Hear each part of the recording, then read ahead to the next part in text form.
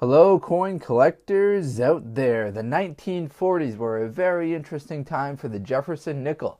We had the regular strike that was made from 1938 until 1942. Then we had the wartime nickels made from 42 until 45, and then back to the normal strike coins. So that's what we're going to talk about in today's video. If you've been enjoying these videos, please do like, comment, subscribe. That is greatly appreciated. So before the Jefferson nickel, we had the Buffalo nickel, which was made up until 1938. So that's what these coins are right here on the left. These are the Buffalo nickels, in case you're unfamiliar with them. There are plenty of other videos about these, so we'll move these out of the way, and then we'll focus on these ones right here. Now this one right here isn't actually from the 1940s. I'm just using it as an example because it's in great shape, so you can see the reverse of the coin. Now from 1938 until 1942, the Jefferson nickel was made out of 75% copper, 25% nickel. And then what happened was World War II. Now, World War II prompted the rationing of many commodities. Nickel was highly valued for its use in armor plating, and Congress ordered that the removal of the metal from the 5-cent piece effective October 8, 1942. From that date and lasting through the end of 1945, the 5-cent pieces bore the regular design but were minted from an alloy of copper, silver, and manganese. It was anticipated that these were emergency coins would be withdrawn from circulation, so they were added a very large mint mark at the top of the coin. So those very large mint marks are what you see right here. See the very large mint mark at the top right there? So that was added so the mint employees, or whoever was taking them out of circulation, could easily identify them. Now, they were never actually pulled from circulation. I'm not sure why they decided not to, but I'm quite glad they did.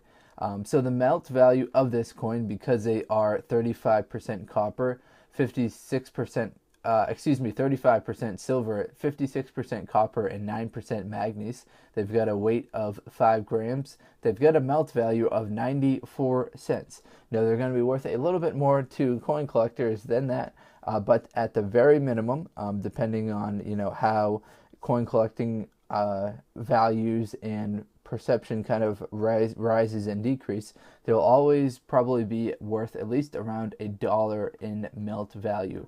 It kind of crosses over two collecting industries right there, the numismatics and the silver collectors out there. Now, they resumed the regular mintage from 1946 until 1949 and up until 2009, actually.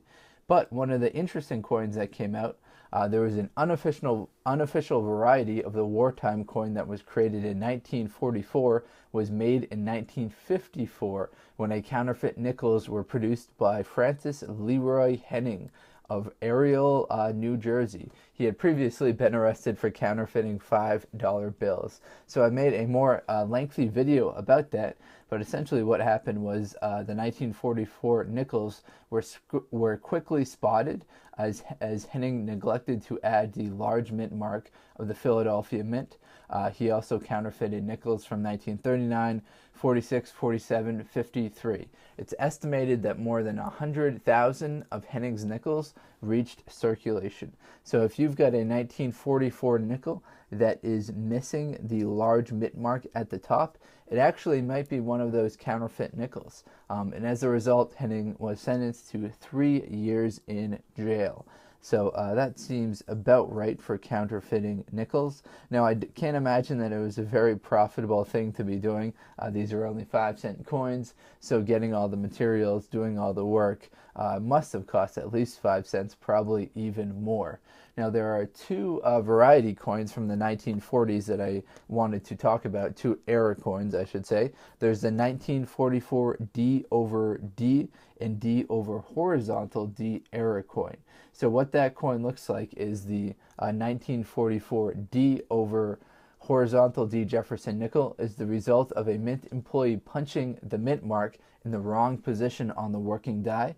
Up until the late 1989s, mint employees would have punched the mint mark on the working die, and many times the mint mark would accidentally be struck the wrong way. So those can be worth a lot of money. PCGS has graded just 3 of them at a mint state 66 condition with a price guide of $16,000. So there's a very high price guide out there for the 1942 D over horizontal D at a mint state 66. The other one is a similar mint mark error. It's the 1949 D over S, so the Denver over the San Francisco Mint. Now, PCGS has graded just one of those at a mint state 67, and that one recently sold at Heritage Auction in 2014, so not actually that recent, but within the past decade. It sold at Heritage Auction June 2014 for $32,900. So those are the key errors out there as far as the 1940s Jefferson nickels. Just a bunch of kind of mint mark errors because these mint marks were being placed by hand. All right, everyone, hopefully you enjoyed this video. We got to talk about a quick introduction to the wartime nickels, as well as we highlighted 2 key errors, the 1942 D over D and D over horizontal D, and the 1949 D over S, as well as mentioned the counterfeit Henning nickel. All right, everyone, thank you very much for watching this video. If you're into coin collecting, please do check out some of the other videos on this channel. Thank you very much. Take care and best of luck coin collecting out there. Enjoy.